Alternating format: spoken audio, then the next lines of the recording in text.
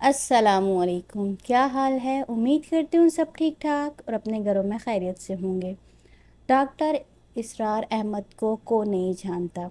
انہوں نے اپنی وفات سے پہلے اسرائیل اور حماس کے بارے میں جو پیشن گوئی کی تھی وہ آج ساری سچ ہوتی نظر آ رہی ہیں۔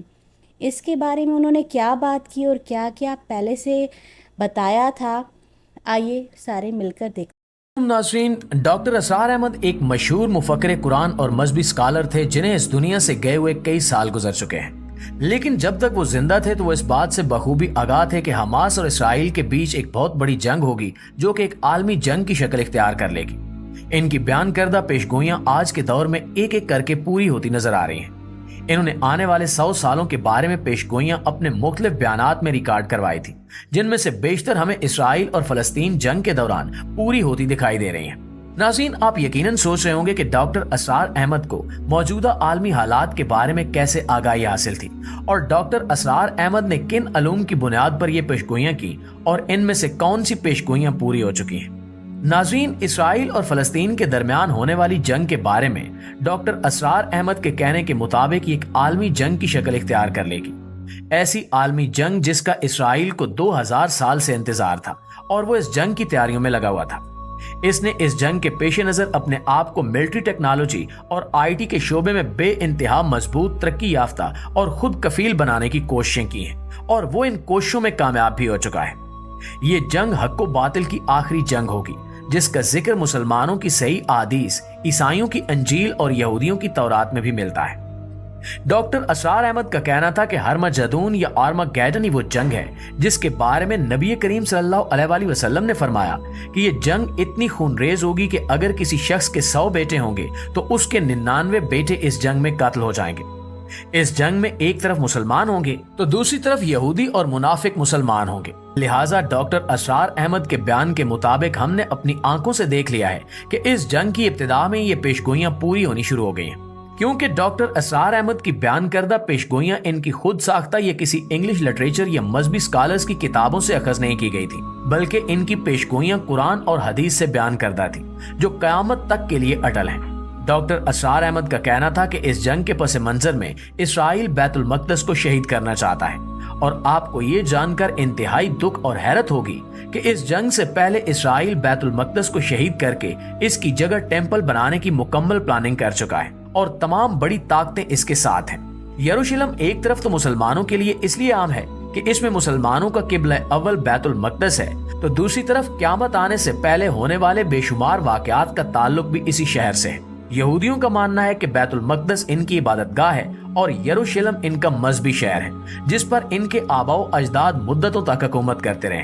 وہ نہ صرف بیت المقدس کو واپس لینا چاہتے ہیں بلکہ تمام دنیا پر حکومت کرنا چاہتے ہیں۔ تو پیارے ساتھیوں، اب آپ یہ سوچ رہے ہوں گے کہ بیت المقدس تو مسلمانوں کی عبادت گاہ اور مسلمانوں کا قبلہ اول ہے، تو پھر یہودی اسے اپنی عبادت گاہ کیوں کہتے ہیں؟ تو جس جگہ آج بیت المقدس موجود ہے وہاں اللہ تعالیٰ کے حکم سے حضرت داؤد علیہ السلام نے سب سے پہلے یہودیوں کے لیے عبادت گاہ تعمیر کی۔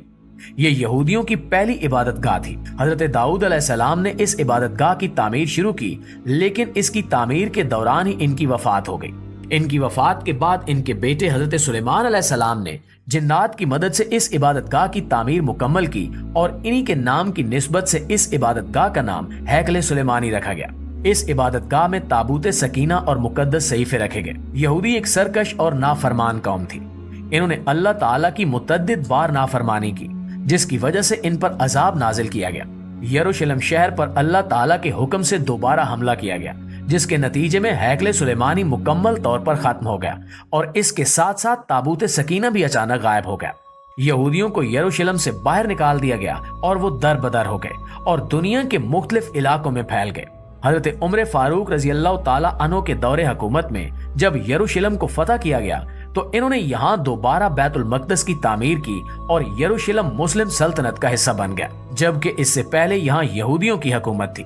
ڈاکٹر اسرار احمد کے مطابق یہودی 2000 سال سے بیت المقدس کو واپس حاصل کرنا چاہتے ہیں، کیونکہ ان کی مذہبی کتابوں کے مطابق ان کا عقیدہ ہے कि जब वो बैतुल मक़दस को वापस हासिल करने के बाद वहां पर हैकले सुलेमानी को दोबारा तामीर करने में कामयाब हुए तो इनका निजात दहिंदा या मोहसिन उस वक्त जाहिर होगा जो हजरत सुलेमान अलैहिस्सलाम की तरह तमाम दुनिया का बादशाह होगा और वो तमाम दुनिया पर हुकूमत करने वाले बन जाएंगे। वो एक तरफ तो इन सुर्ख बछड़ों की बाहिफाजत परवरिश कर रहे हैं जिन्हें हजारों सालों की तलाश के बाद हासिल करने में कामयाब हुए हैं, तो दूसरी तरफ वो जंग की तैयारियां करने में मसरूफ हैं, जिसमें न सिर्फ साइंस और टेक्नोलॉजी के मैदान में इनकी जंगी तैयारियां शामिल हैं बल्कि दूसरी तरफ इनके मजहबी अकीदे के मुताबिक तैयारियां भी शामिल हैं। डॉक्टर असरार अहमद के मुताबिक इनकी इन जंगी तैयारियों में दरपर्दा मुसलमानों को तबाह बर्बाद करना और मुसलमान ममालिक में इंतशार पैदा करना शामिल था, और ये सब कुछ हम पिछले चंद सालों में बड़े अच्छे तरीके से देख चुके हैं। डॉक्टर असरार अहमद कहते थे कि वो इस जंग की तैयारियों में इस जंग के बारे में की जाने वाली हदीस नबवी की पेशगोइयों को दरपर्दा सामने जरूर रखेंगे। इसी पेशगोई के पस मंजर में हमने देखा कि यहूदी ऊंचे पहाड़ों पर गरकद के दरख्त बड़ी तादाद में लगाने में मसरूफ नजर आते हैं। नबी करीम सल्लल्लाहु अलैहि वसल्लम की हदीस के मुताबिक गरकद का दरख्त वो वाहिद दरख्त होगा जो उस वक्त यहूदियों को पनाह देगा। इस्लाम के मुताबिक यहूदी अपने जिस पेशवा और मोहसिन की आमद के इंतजार में हैं, वो दर हकीकत हजरत ईसा अलैहिस्सलाम थे, जिन्हें ये लोग पहचान न सके और इन्हें दजाल समझते रहे, और अपने इसी गलत अकीदे की बिना पर इन्होंने हजरत ईसा अलैहिस्सलाम को सूली पर लटका दिया। लेकिन अल्लाह ताला ने अपनी रहमत से हजरत ईसा अलैहिस्सलाम को जिंदा सलामत आसमानों पर उठा लिया, और अब अल्लाह ताला के हुक्म से यहूदी कौम पर इसी जुर्म की पादाश में दज्जाल को मुसल्लत कर दिया जाएगा, और हजरत इमाम मेहदी अलैहिस्सलाम और दज्जाल के बाद हजरत ईसा अलैहिस्सलाम अपने मुकर्रर वक्त पर अल्लाह के हुक्म से आसमानों से नाजिल होंगे। हमने डॉक्टर असरार अहमद की इस जंग की इब्तिदा के बारे में की गई पेशगोइयां पूरी होती तो देख ली हैं, और अब हम बात करेंगे डॉक्टर असरार अहमद की दूसरी पेशगोई के बारे में, जो कि बैतुल मक़दस को शहीद करने और इसकी जगह थर्ड टेंपल कायम करने के बारे में थी। हमने माजी में देखा है कि इन्होंने ताबूत सकीना और अपनी जादुई किताबों की तलाश के लिए बैतुल मक़दस की तमाम बुनियादों को खुदवा डाला था। अब भी वो अपने मकसद के लिए किसी भी तरीके से बैतुल मक़दस को शहीद कर सकते हैं, अब चाहे वो एक खुद साख्ता जल्जले के जरिए हो या किसी जंग की इब्तिदा करते हुए किसी मिसाइल के बैतुल मक़दस पर गिरने की वजह से। ये तो आने वाला वक्त ही बताएगा। हमने इसकी एक मिसाल ईरान में आने वाले खुद साख्ता जल्जले की शक्ल में देख ली है, और अगर यहूदी बैतुल मक़दस को किसी भी मिसाइल के जरिए नौजुबिल्ला खत्म करना चाहें तो एक जंगी सूरत हाल में इनके लिए ये मुश्किल कदम नहीं है। डॉक्टर असरार अहमद ने हदीस नबवी की रूह से तीसरी पेशगोई ये की थी कि इस जंग में इसराइल के तमाम इत्तेहादी इसके साथ होंगे और मुनाफिक मुसलमान भी दरपर्दा इसराइल का साथ देंगे। डॉक्टर असरार अहमद का कहना था कि अगर तमाम दुनिया भी मिलकर इसराइल को तस्लीम कर ले और पाकिस्तान अकेला रह जाए तो फिर भी पाकिस्तान को इसराइल को तस्लीम नहीं करना चाहिए। दुनिया की तमाम बड़ी ताकतें इस जंग के आगाज से पहले और बाद में पाकिस्तान के लिए तबाहकुन हालात पैदा करेंगी।